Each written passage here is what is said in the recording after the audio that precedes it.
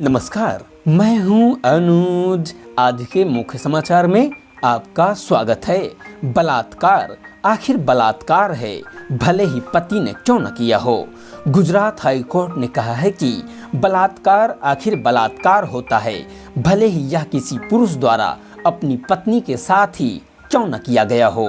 साथ ही कहा कि भारत में महिलाओं के खिलाफ यौन हिंसा पर कायम चुप्पी को तोड़ने की जरूरत है। हाल में दिए गए एक आदेश में जस्टिस दिव्येश जोशी ने कहा कि भारत में महिलाओं के खिलाफ हिंसा की वास्तविक घटनाएं सामने आने वाले आंकड़ों से संभवतः कहीं अधिक हैं। आदेश में कहा गया कि पीछा करने, छेड़छाड़, मौखिक और शारीरिक हमले जैसी कुछ चीजों को समाज में आमतौर पर मामूली अपराध के रूप में लिया जाता है।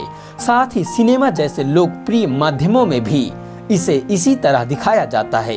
इसमें कहा गया कि यौन अपराधों को लड़के तो लड़के ही रहेंगे के चश्मे से देखा जाता है और अपराध को नजरअंदाज कर दिया जाता है।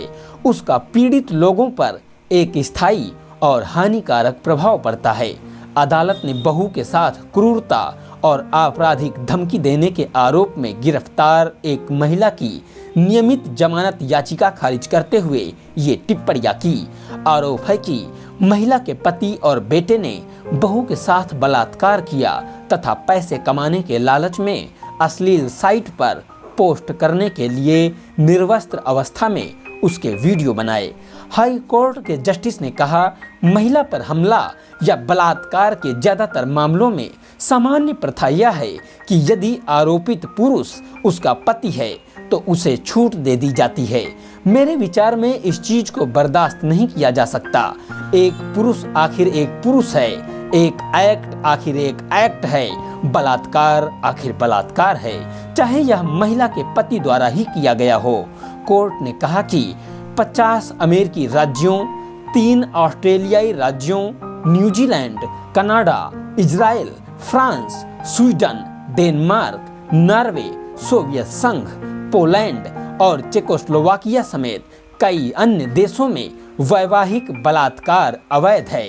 आदेश में कहा गया कि यहाँ तक कि ब्रिटेन ने भी पतियों को दी जाने वाली इस छूट को खत्म कर दिया है। पीड़िता के पति, ससुर और सास को राजकोट साइबर अपराध थाने में विभिन्न धाराओं के तहत दर्ज प्राथमिकी के आधार पर गिरफ्तार किया गया था। अभियोजन पक्ष के अनुसार महिला के बेटे ने अपने मोबाइल फोन पर अपनी पत्नी और अपने पति पत्नी के अंतरंग क्षणों के नग्न वीडियो बनाए तथा उन्हें अपने पिता को भेज दिया। इस बारे में लड़के की मां को पूरी जानकारी थी क्योंकि कृत्य उसी की मौजूदगी में किया गया था।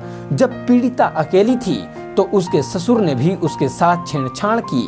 अदालत ने कहा कि सास को गैर कानूनी और शर्मनाक कृत्य के बारे में पता था और उसने अपने पति तथा बेटे को ऐसा कृत्य करने से नहीं रोककर अपराध में बराबर की भूमिका निभाई। बहुत बहुत धन्यवाद।